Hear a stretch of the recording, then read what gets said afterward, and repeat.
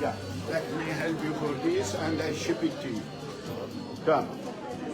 Come here.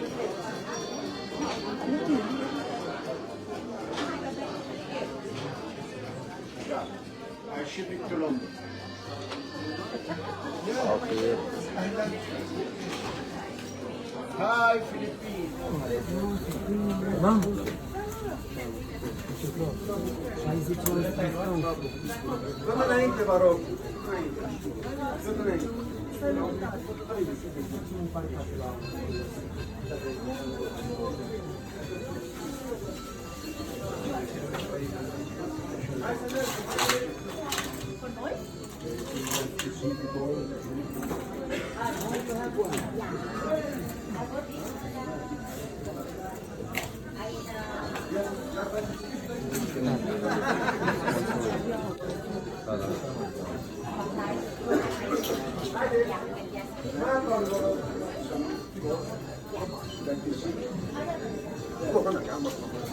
Hey, Adam. Adam. No, like what do you think? Hi, Philippines. Hi, Philippines.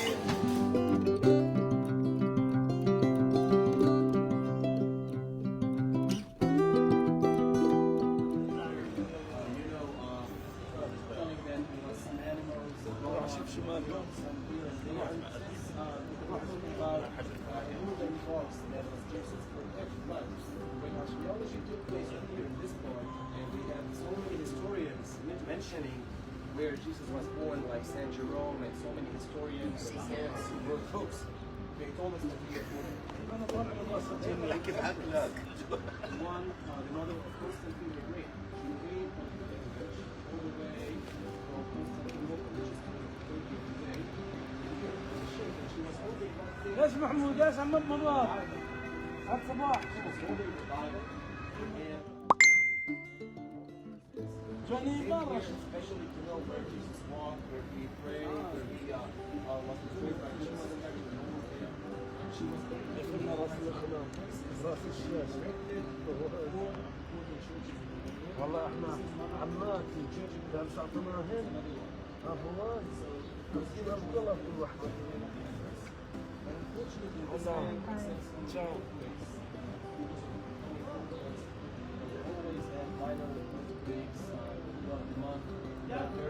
Throughout history, had 10 major earthquakes that destroyed almost everything. And the Church of Nativity was somehow destroyed. It was swept. It's only a mosaic floor. When we go inside.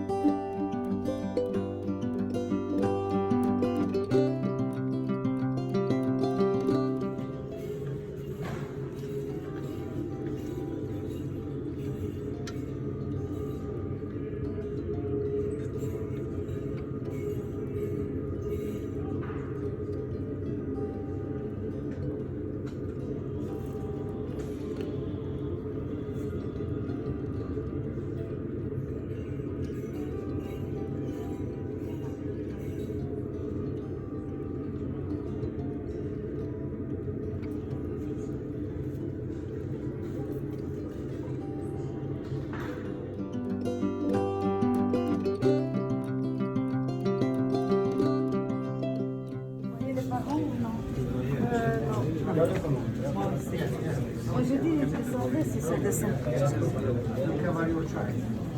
Excusez-moi.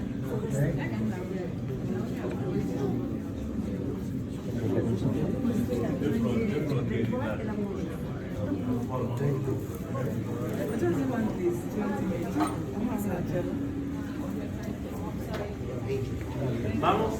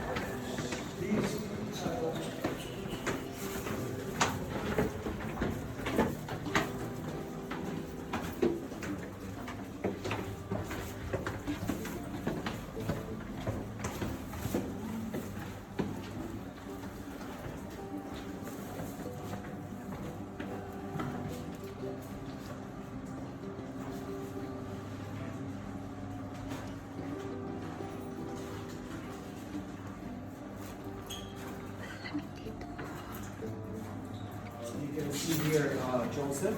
This is the altar dedicated to Joseph, the father of Jesus. And according to tradition, he stayed here when the Virgin Mary was giving birth. All right, because there's a passage over there. If you walk all the way, you will get to the grotto where we were, the cave where Jesus was born. But it was closed by the Crusades. Okay. So also, if you look at this direction, at this point, you can see some tombs. And according to tradition, the wise men who followed, who came to see Jesus when he was born over there, they are buried over here. So this is according to tradition, the place where the wise men are buried. And you can see so many altars used. There's so many altars used by Christians to celebrate masses over here as well. And let us go inside this room as well.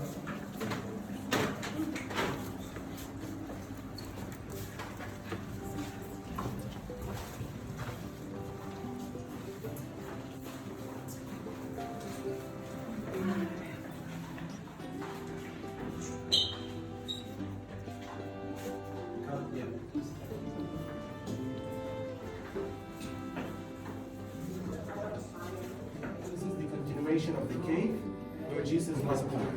Okay, it was a big cave, but by time it was renovated, they added some altars. There was a door, and it was added by the Crusades. To recall you, Joseph, the father of Jesus, is a direct descendant from the house of David, and David was born and raised in Bethlehem over here. His father Boaz owned the whole field that even until today is called the field of Boaz. And here, the picture is showing us David being anointed by Prophet Samuel as the second king of Israel. In the book of Samuel, the first book of Samuel, it tells us that Samuel was commanded by God to come to Bethlehem and search for David, the youngest brother among his sisters and brothers, and to anoint him as the king of Israel in Bethlehem. Right? And later, when David became older a bit, he became the king of Jerusalem, the king of Israel for a long time, and then later his son ruled after him, Solomon did. Right? So this picture over here is located because it's connected to Christianity, it's connected to David, and David is the fourth father of Jesus himself. Right? So you can take a picture. Of course, they show you Bethlehem over here in the background. You can see the tree that has the prophet's name until Jesus Christ. All right. And this area is over here in the Judean desert. All right. So, meanwhile, you can have a look at the beautiful views and sceneries. Each place has its own beauty in Israel. So also this one has its own beauty, even though there's no much animals or so much vegetation. And in a moment, it's going to be sure. They say that they have been living in the desert for more than 10,000 years now. And they are Muslims, they speak Arabic, they live in those conditions. We call them tribes, each like 20-50% living with his own family within those tents. So those are their permanent houses. They are not here for luxury or a summer resort. It's their permanent houses. They stay in those houses, and this is their culture. They really would love to stay living in this old life. No electricity, no Wi-Fi, no smartphones. Just nomadic people. And those guys actually we have like at least in Israel 500,000 Bedouin living in Israel. But so many of them decided to leave this life and go to the modern life. Now Israel helped them with establishing some cities, like in the Negev, it's called Rahat. It's a city, totally like for the Bedouins who wish to change their old life and come to the modern life. So, but of course they believe in God. They are, Muslims, a monotheistic religion. But they also, beside worshiping God, they also worship coffee. coffee is something so much worshipped with those Bedouins, and they can tell you a story with that coffee. Like if you go to the tent of the coffee of the Bedouin, first of all you have to know which direction you're going. If you're going to the north, this is for the men, and if you go to the south, this is for women. And you don't want to mess with the Bedouin to go to see his wife sitting over there. But in any case, the moment you enter, the first thing they will serve you is coffee. And if they serve you a half cup of coffee, it means that you are not very welcome here. Drink it as fast as you can and just leave the room. But if you are welcomed in this room, they will serve you a full cup of coffee, and it means that you have enough time to sit, enjoy your coffee, and it can be refilled. So it's a nice, they have quite nice culture, but it's a tough one as well. They have always to seek for water, and the moment their water systems are empty, they have to move to another place. Yes, you can look at the Bedouins to your right.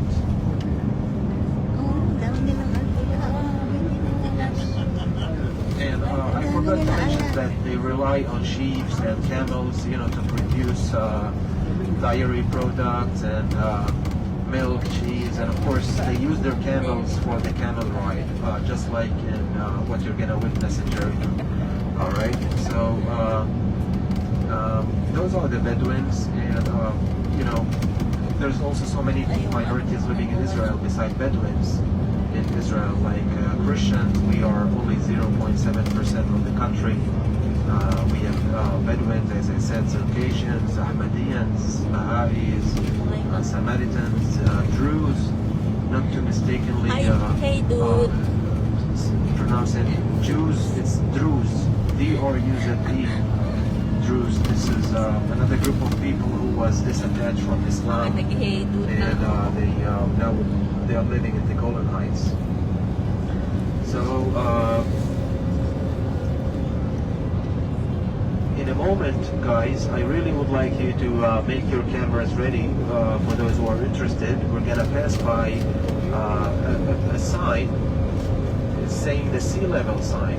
At that point, we'll be standing exactly at zero level with the Mediterranean Sea and the Dead Sea. And right after we cross the sign, we'll be going below sea level until we get to 1,400 feet. Imagine, 1,400 feet below sea level to the lowest point on Earth. So in a moment, it's going to be to your right. There's a camel always standing over there, marking the place. Yes. So Sami always, also our driver, would like to show our beloved people this sign. So he, he's going on with a low gear now.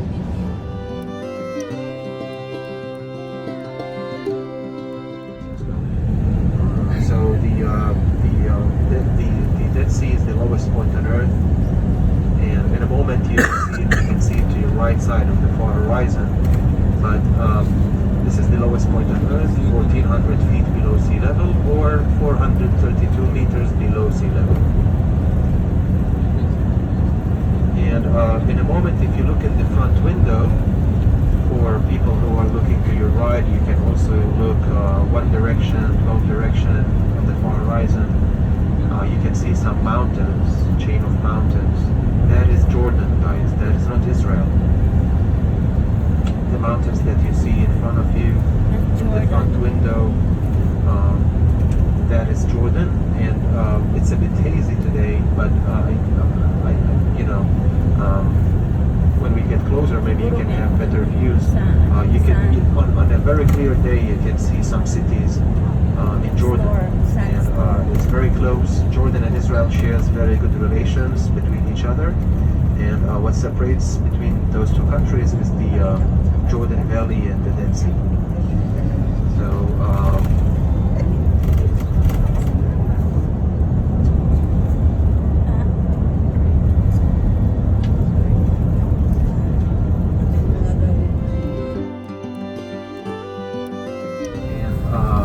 they came back to him and telling him that it has a lot of palm trees. So he named it, means moon, the city of moon, because in ancient times, people who were living in Jericho, even until today, look at the sky, it's somehow clear, right? Why? Because all the clouds that is coming from Jerusalem mountains, over there is a low pressure, over here is a high pressure, so the clouds will go apart in the sky.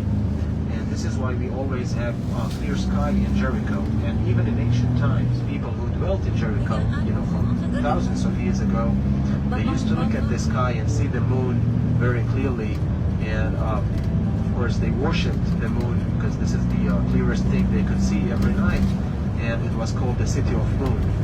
If we do a U-turn and drive back to the area of Qumran, which is 20 minutes from here, there's a city called Qumran. It's also, this is an Arabic name, Qumran, meaning 2 moons. Also over there, people used to worship the moon, but since they used to see the reflection of the moon on the Dead Sea, they called it Qumran. Qumran means in Arabic 2 moons, one in the sky and one in the water. So the whole area, the whole region was somehow connected to the moon. Over here, people maybe worshipped the moon in the area of Jericho and in the area of the Dead Sea. But also that, the city was also mentioned not only in the Old Testament but in the New Testament. Jesus had been here.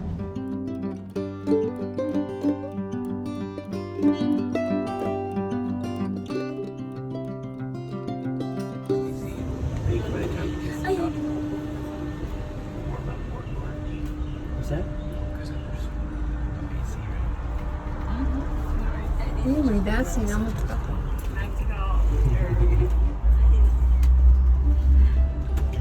Kijk, hier is. Kun je helemaal naar beneden lopen. Tuurlijk. Oh, kijk. Kijk, graven wel. Ja, hè. Zo.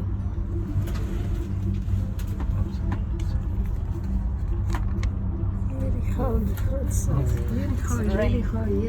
Pretty close to it. Ja, oh, Jericho.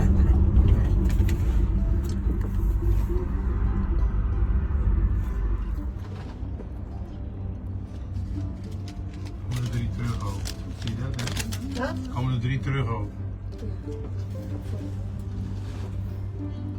3 heen en 3 terug. Elke keer. Echt super mooi. Het lijkt wel brand te zijn. Ja, wel kast, hè? Hey, kinukulor.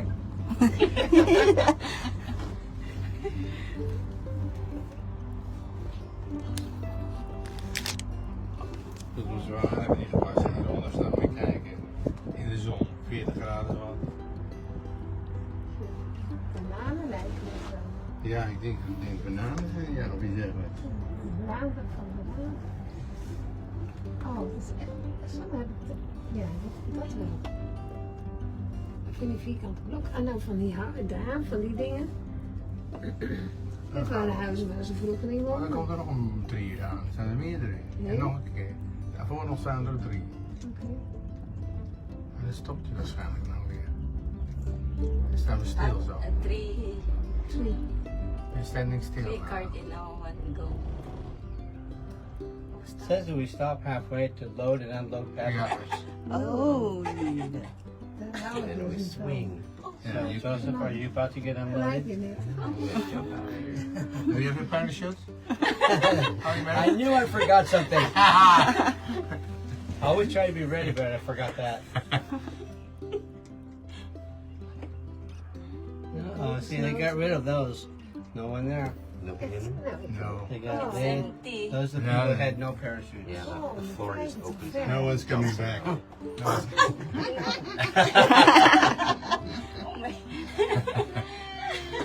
It's scary. Hanging there. Hele vlakte is het eigenlijk hier. Ja. Het is heel vlak. Het is een bodem van de zee. Dit. Van de Dead Sea. De Dode Zee. Het laatste gedeelte van de wereld. oudste stad, toch? Zei ik. Just hope they don't run out of gas halfway up there. Ooh.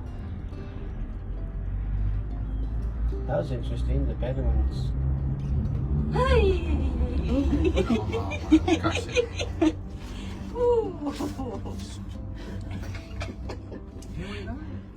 Hier hebben ze wel lijntjes, Yeah, Jan. we're going. Ja. Maar kastjes, kijk. Ja, maar hier ook helemaal bewerkt. Ja, je bewerkt. Anders wordt er eigenlijk voedsel gegeven. Kijk, gaan we naar de klooster toe. Die zit allemaal ingepald. Kijk, linksboven, zie je dat? Ja. Linksboven. Ja, maar dan heb je ook al die gaten. Klooster.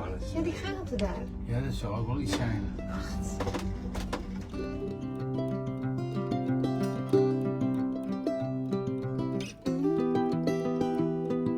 Pwede we come back there again? Kunnen beesten zijn. Yes, kailangan. Ja, maar een stal, dat Jezus is geboren in zo'n stal. Ja, zo'n cave. In zo'n cave. Dat is toch helemaal niet gek? Nee, Nee. Ay, nobody here. daar op de nacht. Ja. Ja. Robinson Crusoe.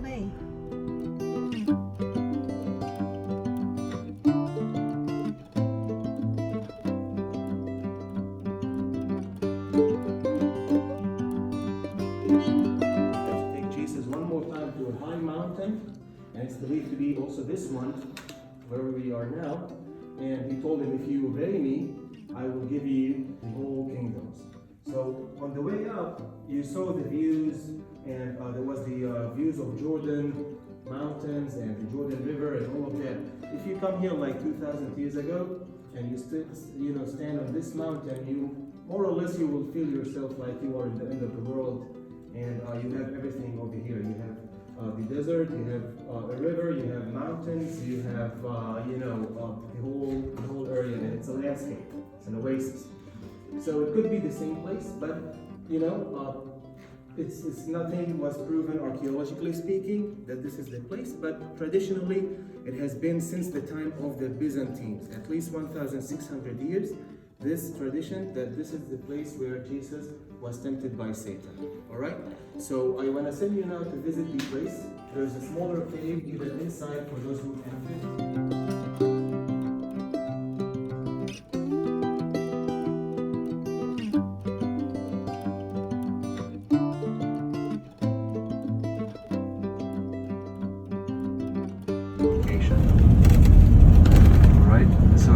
We're gonna go there to the Jordan baptismal site. It's gonna be like a quick visit to there. You could say half an hour, 20 minutes, half an hour to the place, and then